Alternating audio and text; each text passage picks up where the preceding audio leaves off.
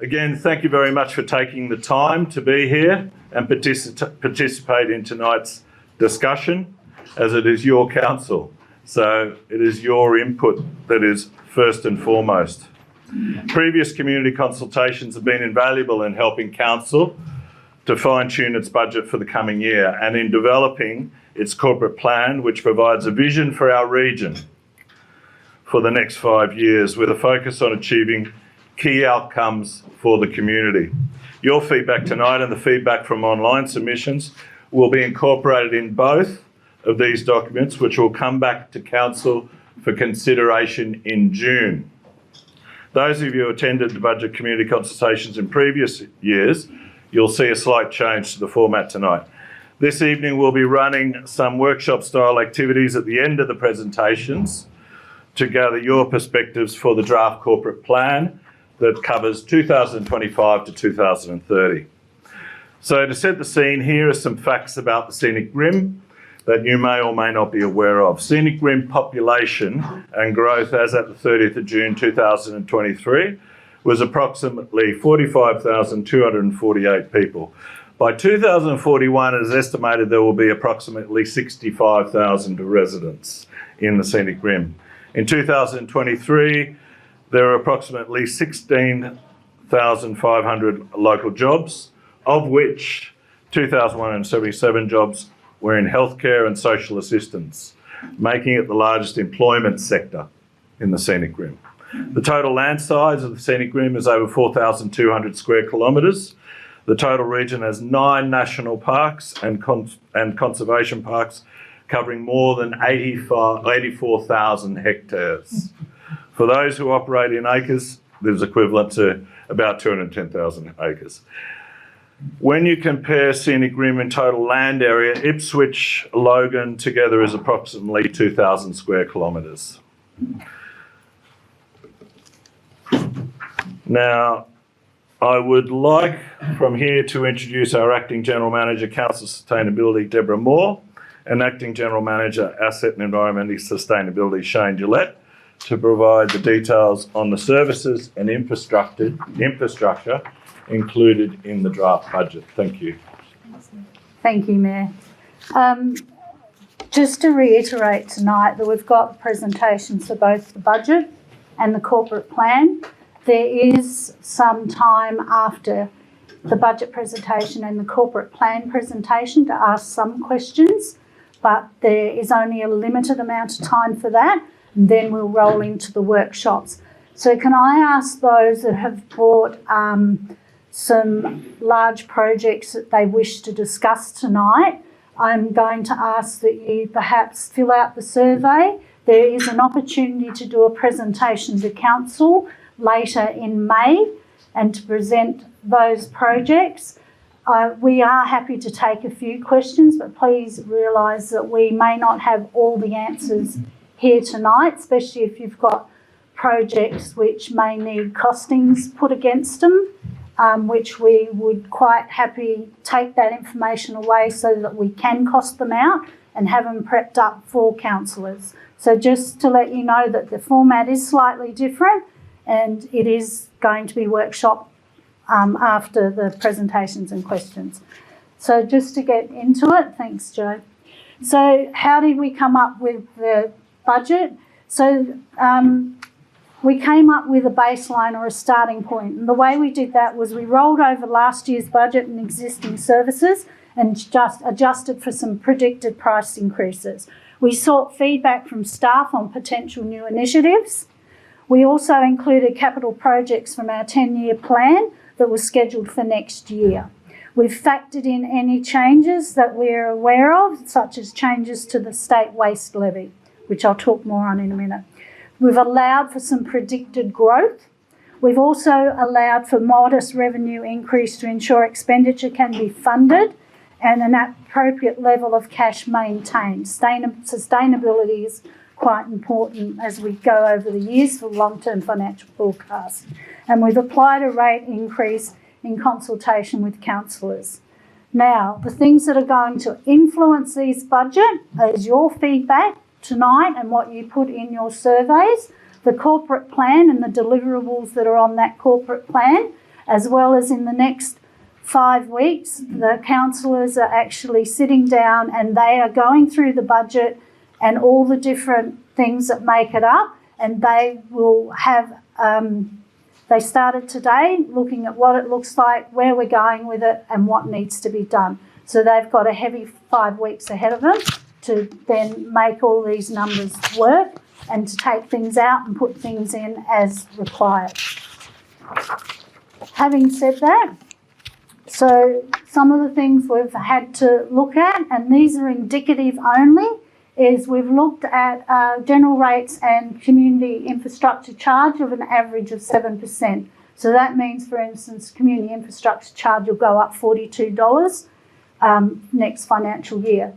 We're looking at a new environmental levy of $50 per annum to be introduced to fund some key programs, which includes biosecurity landholder support programs, reserve management enhancement, Flying Fox landholder support program, and some fire mitigation programs. Then we also have the operating maintenance and capital expenses increases to be funded, and in there at the moment is an information systems modernisation project, additional funding for roads renewal and our capital works projects. The waste charges are increased by around 14.3%, and part of that is to be able to fund an evaporate leachate from the landfill sites, increase in the state waste disposal levy from $115 to $125, and then we've also had a reduction in the state domestic reimbursement disposal levy from 85% down to 70%. So just some of how the budget's looking from a revenue perspective in percentage-wise. So operating grants, subsidies, contributions and donations around 8% of the budget. Share of profit from associates around 2% of the budget. Other revenue 5%. Interest received 3%. Sale of contract and recoverable works is around the 5%. Fees and charges around 9%, and net rates and utility charges around 68% of the budget.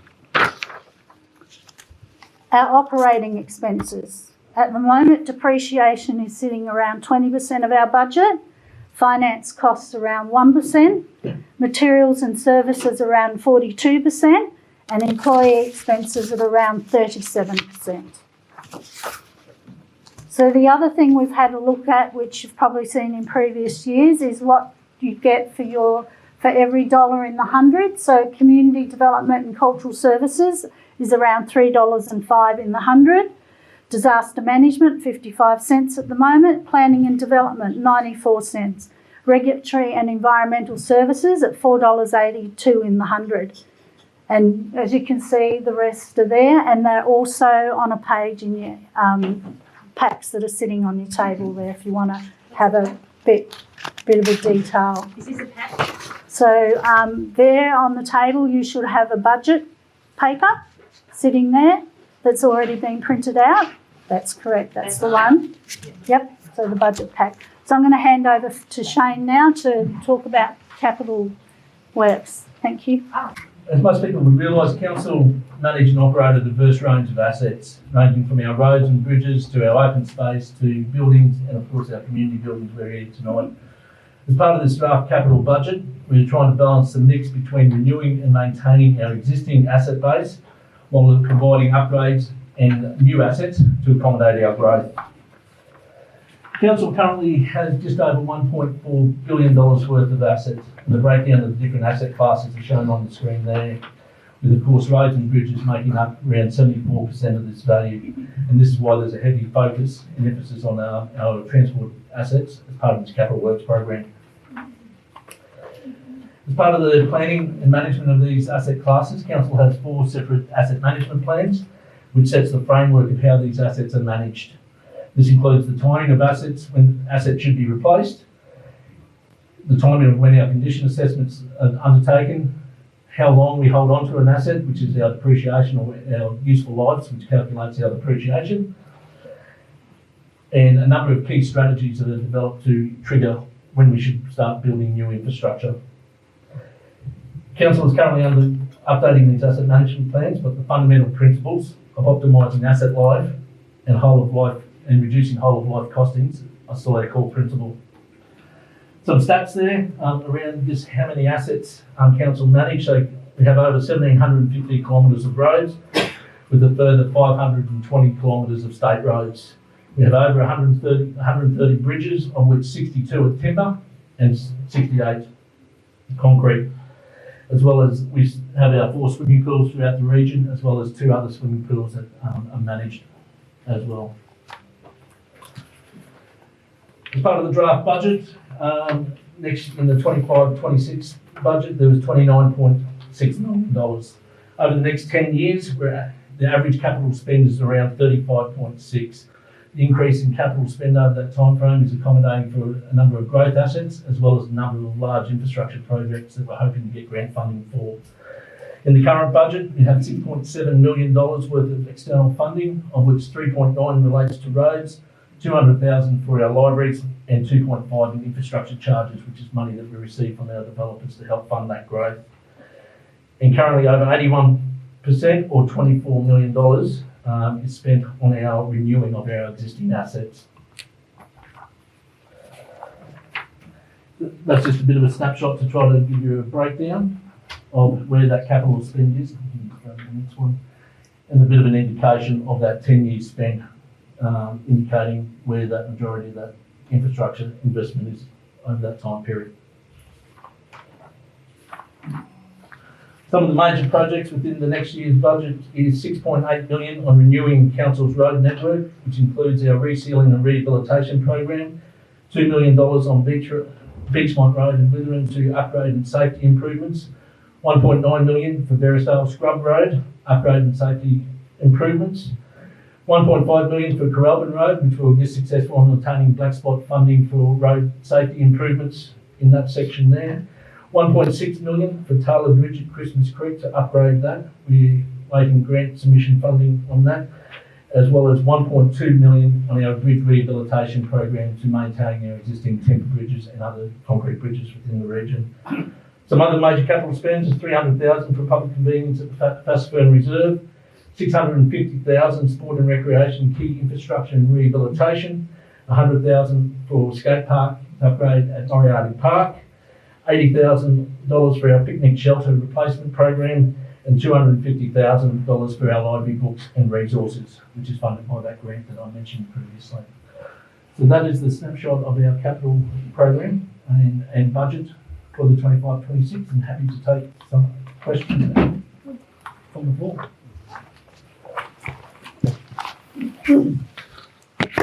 Yes. We have a specific interest in multi-use pathways on Tamborine Mountain. Yes. And so in the context of your funding, does that fall into the road and transport bucket, or does it have a separate bucket? No, they would fall as part of the roads and transport budget, yes. And is there currently any allocation towards that? Yes, within the footpath budgets, between new footpaths within the region, there's $530,000 and $250,000 for rehabilitation of our existing footpaths and active transport networks. And that's across the whole of the Scenic That's ring? across the whole of the Scenic Not ring. specific to Tamborine? Not specific to the Tamborine, no. So we're in the final stages of the draft integrated transport plan, of which an active transport plan is part of that, of our 10 major regions within this Scenic rim. That's actually being presented to council tomorrow with our consultant, and then we have to liaise with Main Roads, and then we'll be back out for public consultation from that point of view. So in the event that we did put some inputs in through the survey, but there's been a lot more work done within the community in terms of getting feedback about wanting better multi-use pathways at Tamborine Mountain, do we still have an opportunity to give that input into your process now? Yes, that'll be the next phase of the community consultation. Yes. Thank you for your information. I live on Hyber Lane, right opposite the new car park which is being produced, which is not reflected on any of your lists there. Why? Thanks for the question. That's part of this year's program, so it's currently being delivered, so it's part of the 24-25 budget. Apologise, I'm getting my financial years mixed up. So that money is in the existing budget, and whatever's not spent will be part of the rollover to next year. So it's not part of the base budget. Thank you. So, sorry, just within the context of that, if people have some concerns around the current process for the construction of the car park at Gallery Walk, what is the avenue for giving that feedback and getting some action taken? You can either fill out in surveys forms or happy to take that offline later. Yeah, because I think there's some real concerns coming through, which are going to cause some issues within the community regarding that project. We'd really like the opportunity to speak to that. No dramas. Okay, And, great. and a good starting point is to have that, bring the group together Yeah. and have a meeting with the elected representatives. Yep. Or representatives in Yep. terms of Amanda and Kerry. Yep. And then they can bring that back to council. Okay, fantastic. I think it's a timeliness issue as well. So we'll just get working on that. And I know David's been pulling all of us You together. want to see timelines, you want to see how long it's going to take. Well, et it's cetera, more et the cetera. rectification of the issues, the work's happening now that's impacting people. Yeah? Yep. Yep. Okay, great. Thank you. You talked about depreciation, and you said that you're looking after 4 swimming pools. Can you tell me how many more years you believe the swimming pool on Tambourine Mountain will be serviceable? And if there is any anticipation of a new pool? Because I think a lot of the people in the community feel that it is inadequate for the population that we now have. I'll have to take that on notice, but yes, it's part of our swimming pool strategy that we look at those type of things. But if you're depreciating Yep. things, then you usually depreciate over a number of years. Correct. How far into that are we now with that swimming pool? It's 50 years old. Correct, but Well, I through think that rests my point. correct, but through that life cycle of that asset, there would have been major investment done to rehabilitation back to get additional life out of it. So I'll take that on notice and provide the exact details to you from there. First of all, I'm relatively new up here, so this is my first experience with this. So a couple of questions, if you don't mind. I'm looking at your capital works program detailed over the next 10 years, and obviously for this year as well. Are you able to tell me what percentage of your expenditure is going to be delivered to this community up here? Because I really do understand, having spoken to our state and federal members, for example, there's a complex local government authority to try and manage here. But what percentage of your revenue comes out of this community, and what are you putting back into it? Because according to this, it doesn't look like there's much. So I might be missing something to it. So it's pretty new for me. No, so from an asset and capital investment point of view, it is definitely taken from a holistic approach of the Scenic Regional Council. And as part of those asset management plans that I mentioned previously, is that all sets the framework as to when assets will be rehabilitation. Exact percentage? No, cannot tell you that in capital works. I know that there's been about $6.8 million currently in this year's budget within the Tambourine area with Gallery Walk and Botanic Garden, desalination and different projects. Over the next 3 to 4 years, there's around that just over $8 million to be invested within not the surrounding Tambourine Mountain region. So yes, there is still significant investment. What that exact percentage is something that we don't. Because it looks like there's things like Low Road, Long Road, aren't going to be no work going on there until 2032, 33, 33, 34, post the Olympics. So let's hope there's still some money left. Yes, if the state wants to give us more, I'm always willing to take more money from the state, but those programs are currently funded by council or part of council funding, but we would actively look for any additional grants that may assist And so, in those so deliveries. one remaining comment, because as I said, this is all new for me, but what I hear from a lot of people up here is the sense that we don't get our fair chop. And so, and I can see people nodding around the place. Yeah, we don't get our fair chop, and that's, I have to be honest with you, that's reflected in your budget and also in your 10-year capital plan. Comment on those. No drama. And I think that's important to have that conversation with your elected representatives again in an open forum and say, this is what we want to advocate for. How do you see that being fair? Is that work program, is it prioritised correctly? So the engineers are out there, they're looking at the road network, they're suggesting that this is the next cab off the rank. And what has been spent in the last 10 years. And your councillors will know that and what's being invested around the region. And I think and this is an ongoing argument forever, right? Is the divisional allocation fair and equitable between the whole region? And it's up to the councillors at the end of the day to pull that budget together to make it a fair and equitable distribution. Last one? Yes. Shane, just looking through the corporate plan and the budget, I can't see any reference to Tamborine Mountain Sports Association. We just partnered, we put in a regional precincts and partnership program grant. The council is a partner in that, so is the RDA. But there seems to be no money allocated, either one for maintenance of that asset, or two, any upgrade to the facilities or infrastructure. Is that 650 that I see up there? Is there an allocation in there for Long Road? That money is part of where we try to optimise and partner with other organisations like yourself from there. So if there's different grants, at the time of bringing this capital budget together, probably timing wasn't quite there from your submission point of view. So they'll be part of the ongoing deliberation over the next couple of weeks around that capital works submission. That's good to hear, because we went through this process 2 years ago, and I asked that question 2 years ago because there was no reference then.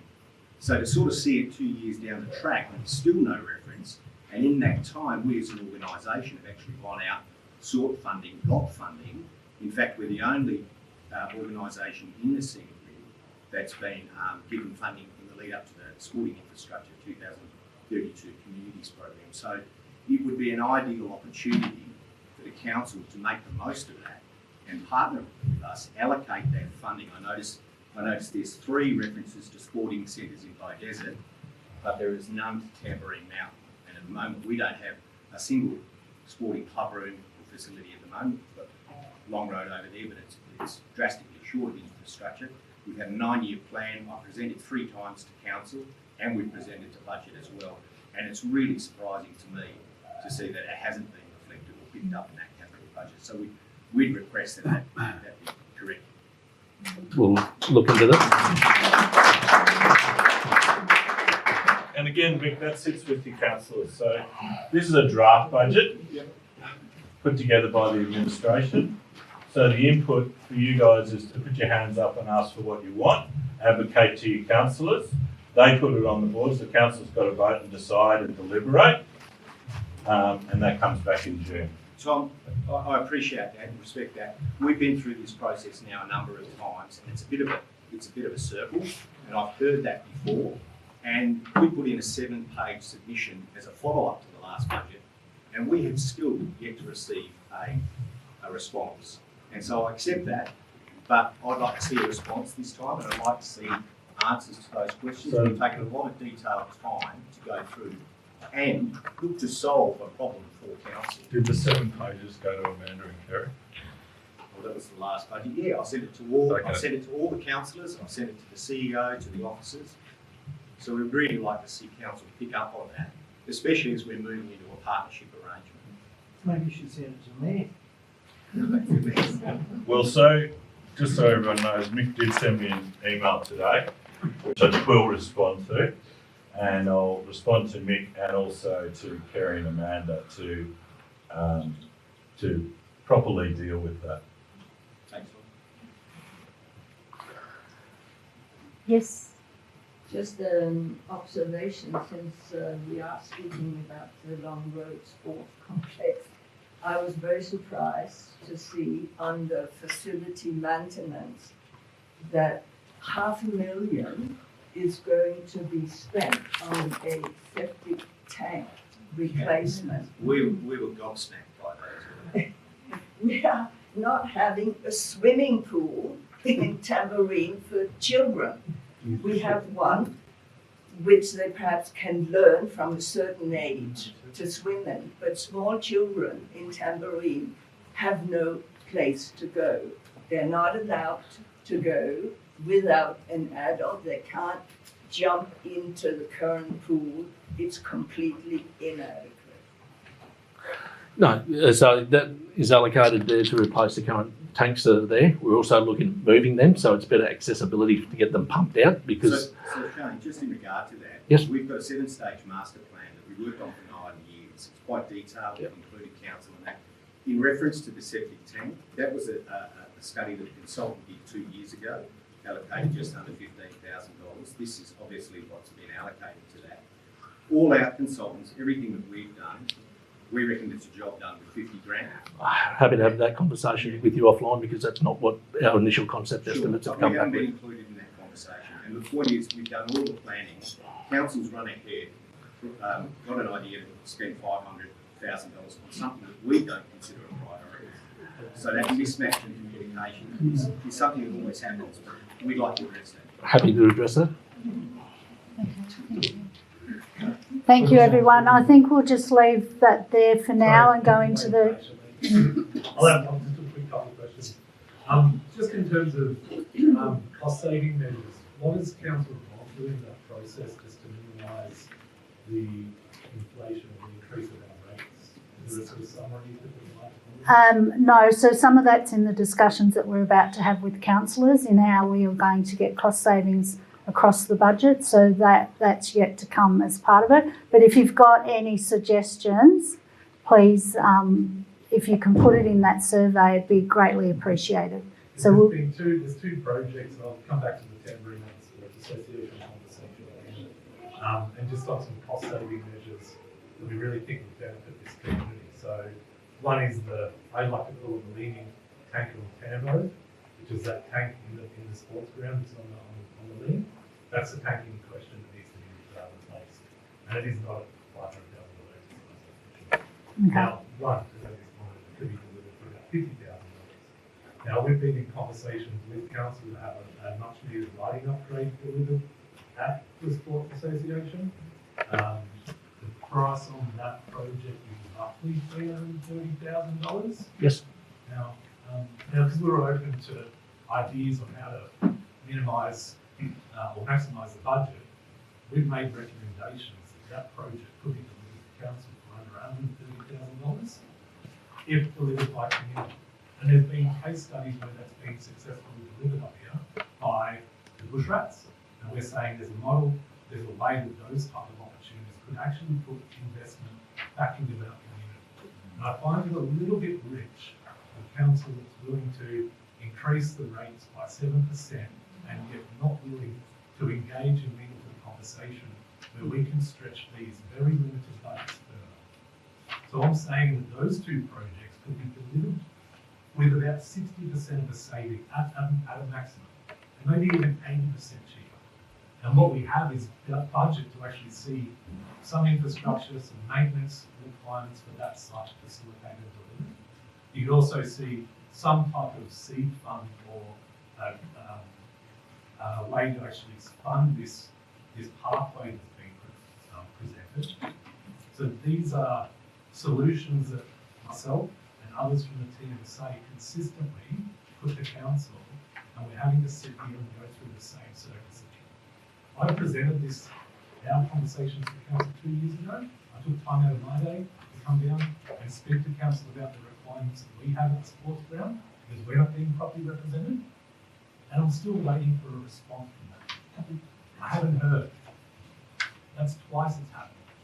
So we go in this cycle, speak to your councillors. We made the recommendations, $350,000 for March 100%. And it's not even No, and happy to have that conversation after this. But from a lighting point of view, we went through a public tender process and followed what needs to be followed from a local government perspective. And So, from our perspective, that was a state government grant that we were allocated through, say, gambling fund. We have the capability and the means and the operational capacity to deliver that ourselves and not rely on overpriced consultants. So, just in relation to that, we have had problems with our lighting at the tennis club. And I understand they might be looking to do some work with the same providers of the same lights at the sports ground. Yeah? And I'm not too sure. yeah, exactly. And so the lights that we've been using at the tennis club, we've blown 2 of them within the last 5 years. It takes a hell of a long process to try and get them replaced, get them back in. They were getting quoted enormous amounts of money for their replacement. And we're just in the process now of looking at alternative sourcing for replacement. So I do think that this is a real issue, particularly because we have a very fragile power network up here. I think we need to take a lot of care, and that there is the opportunity for streamlining this across the different facilities and looking at some different solutions. No drums. Just very quickly, Adam, just to address what your point, very much welcome those conversations. Have the conversation already, Tom, it just goes inside. Just if I might finish, and to take those up with the councillor, and also things like, so take your $500,000 for the septic, right? So the councillors have only been given, so this is put together by the administration.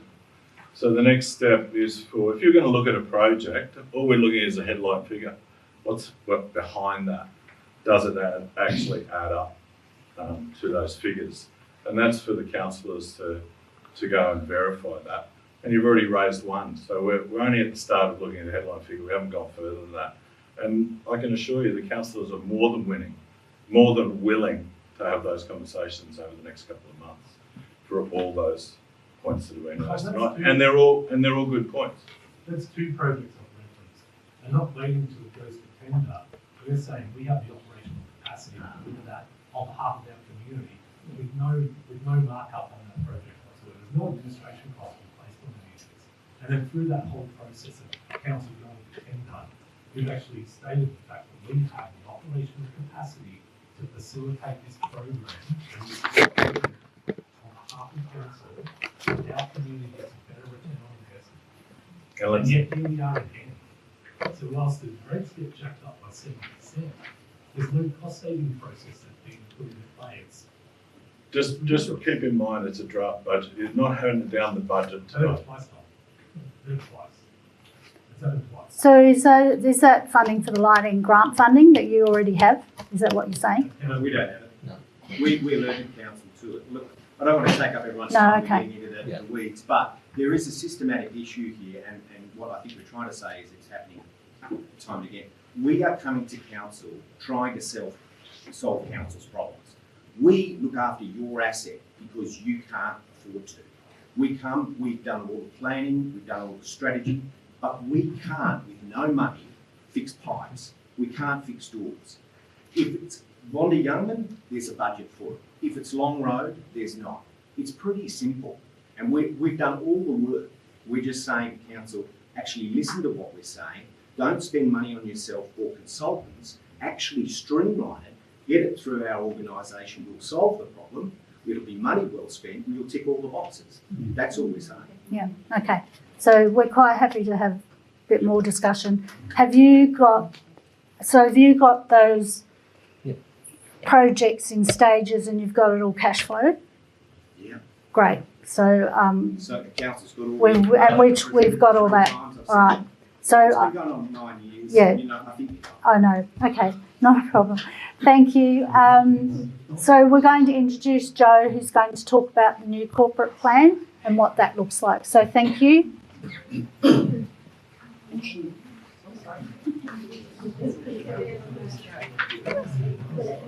Thank you, everybody. So I would like to just talk a little bit of... So my name is Jo Jones. I'm Acting Manager for Customer, Community and Culture. So I look after cultural services, libraries, community development, disaster management and customer service. So all those kind of community-facing services. I'm going to talk tonight about a project I've been working on with the Mayor and the councillors and the executive team, which is the draft corporate plan for 2025 to 2030. So some of you may be aware, but every council in Queensland has to have a corporate plan, which is a 5-year document looking ahead at planning for that future.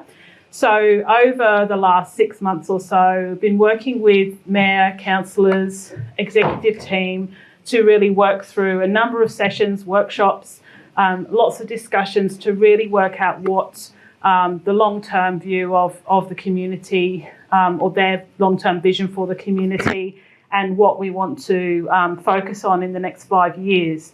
So obviously we've been talking about budget. This will cover 5 years of budgets. So really important document, informs our day-to-day service delivery as well as the big ticket projects and programs that we've been talking about so far this evening.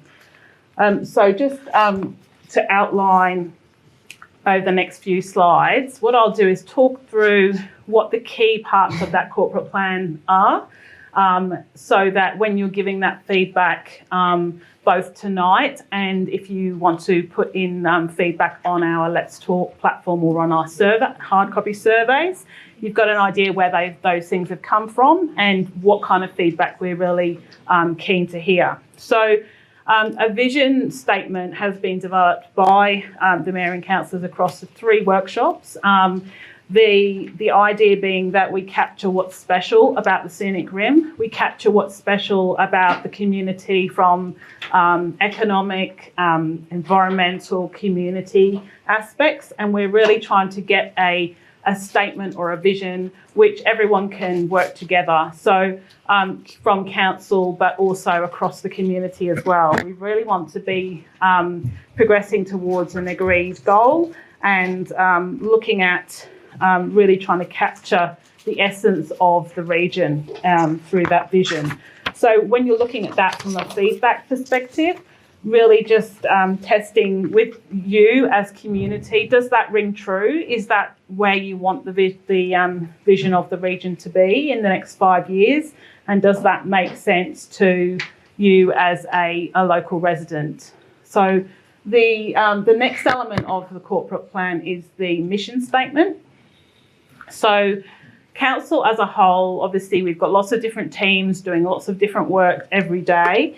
And one thing that we really wanted to clarify through the corporate plan was really to show what our job is day to day. So we've really captured here the fact that we're proudly delivering services and infrastructure. So obviously a local government with lots of responsibilities, ranging from community services such as libraries to roads, footpaths. We've got in-house services as well. So really this is something for all of the people who work with council to really get behind and understand that this is why we're here. We're here for community. We're here to deliver those services and to make sure that we're looking after all those community assets and building the infrastructure that the community needs. So, you know, Shane would have has spoken a little bit around maintaining those assets. So we've got to balance that maintenance of our existing assets with expanding and building new where that's needed. So we're really trying to capture that 2 most important elements of what we're doing day to day as council. So moving on, the document captures values for council. So probably for the last 12 months or so, we've been using these values internally. So looking at how the organisation works day to day and how we as team members all interact and work together for the benefit of the community, we really drew on some staff feedback through surveys and focus groups to really capture what we wanted to really focus on in terms of not just the what we do, but the how we do it. So the values for the organisation are service, resilience, respect and commitment. So really focusing every day on what can we do for our community. We're here for the service of the community. We, like you as community members, there's challenges, there's things that can be difficult, but we want our team members to be as resilient as they possibly can. We want to maintain that respectful conversation and within council and between council and the community. And we want to continue to be persevering and showing that level of commitment to ultimately get those good outcomes for community over that life of that corporate plan. In terms of this next section, it is really relevant to a lot of the topics that were spoken about in terms of the budget discussions we're having tonight. We know as an organisation that we obviously are delivering those day-to-day services all the time, but we also have in-house internal services. So we have our finance and our HR department. We have an IT system. We've got lots of costs in terms of running our business. And this section of guiding principles, the idea of this is that over the 5-year period, we will be focusing on that efficiency. We will be focusing on that cost saving, reducing our processes where we can make things easier. We know that, there's things we can do to become more responsive, to make sure that we are tracking those customer inquiries so that we get back to people, and really working together to solve some of those really challenging problems. As a united team, we're working across a very large region, as the Mayor mentioned, and often we are stretching our resources and looking at ways of doing things in the best possible way. And the last element of this section was really about that strategic partnership. So taking on board some of the comments that have already been made, we know that we do need to work together. We need to work together with the people who've got the big dollars, the state federal funding, but we also need to work with community. And I would say, there are some great examples of that happening, but there's obviously room to expand and grow and collaborate more. So look, those 5 elements there are really about improving the way council works and really focusing on doing the business better. As well as obviously moving into the next section, we'll look at those outcomes on the ground. But we know that, we need to manage those costs. We need to manage the way that we're doing those projects so that we can be as efficient as possible with ratepayer money and with the money that we're receiving through grants and other fees and charges.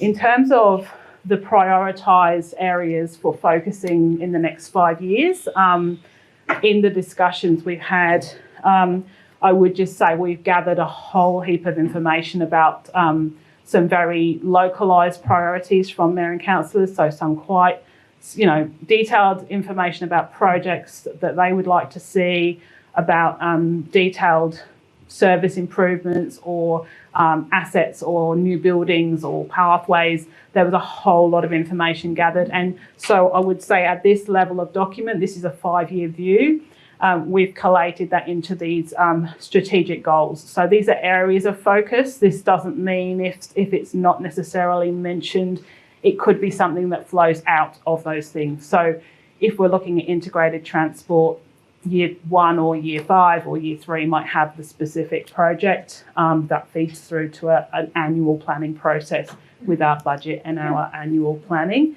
Having said that, what we really do want to capture here is if there are specific things that you want to see happen that are new, or there are improvements that you want to see happen under one of these headings, then absolutely put that forward.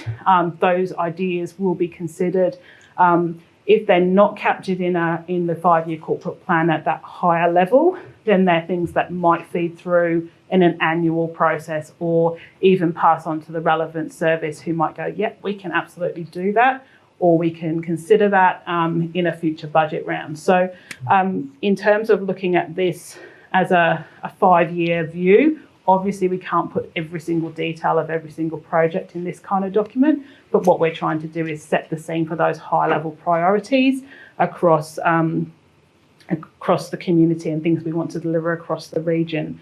So in terms of the planning and placemaking, this looks at not only the regional plan, so the whole of Scenic Rim, the planning scheme and the things that happen at that level, but localised plans for how footpaths are connected, or what parks and gardens might need enhancing in a local area. So we're looking at that sort of 2-tier approach. Integrated transport has been touched on this evening, but there is a whole heap of work that's been going on to put together the integrated transport strategy. So as Shane mentioned, we will be going back out to consultation shortly with our draft strategy, but we're really looking for that check and balance. Is that right? Is that what you're wanting to see? Are there things you think might be missing when you give that feedback on the integrated transport? And if you're interested in that and you want to get an update, I'd encourage you to register on our Let's Talk page, and then you'll get that notification as soon as that consultation kicks off.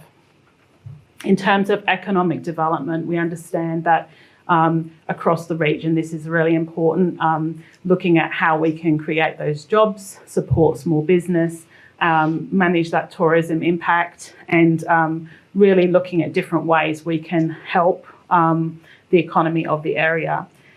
Connected communities is my personal favourite, as I'm looking after community services. But we know across the region we have an amazing array of services, but more importantly, array of community activity happening, from arts to music to social groups, and we know that that's a really important aspect for the community. So looking at how council can enhance that, encourage that, and really help the community to engage with each other and really become strong and people feel welcome. That's what that area of the plan is all about.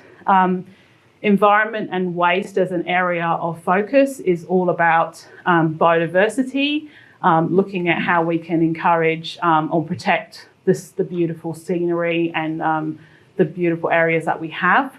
Council has a role to play as a land-owner, but we also have a role to play to support people in their role as looking after the environment. And, every local government has challenges around managing waste, particularly as the population grows. We want to maximise the reuse recycling. We want to make sure that we're minimising that waste to landfill, managing it really effectively. So that's what that section of the plan is all about.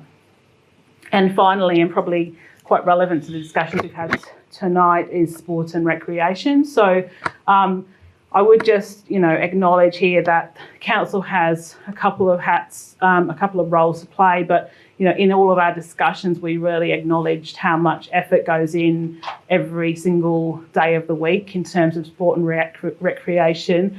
As I speak right now, my daughter is playing netball, which is supported by a volunteer coach, volunteers in a canteen, and the committee is all volunteers. So I would acknowledge that absolutely the effort that goes in, week out from community volunteers in terms of delivering those sport and rec opportunities is quite incredible in this region.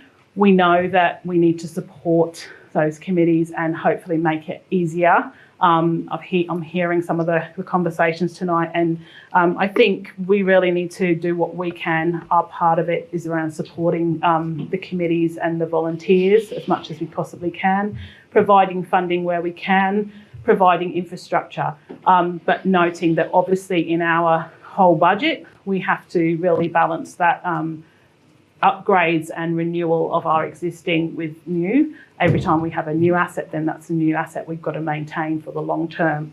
But those are the 6 areas of really strong focus for council moving into the next 5 years, and really welcome feedback either at that high level or the specific things that you'd really like to see happen to make those goals become a reality.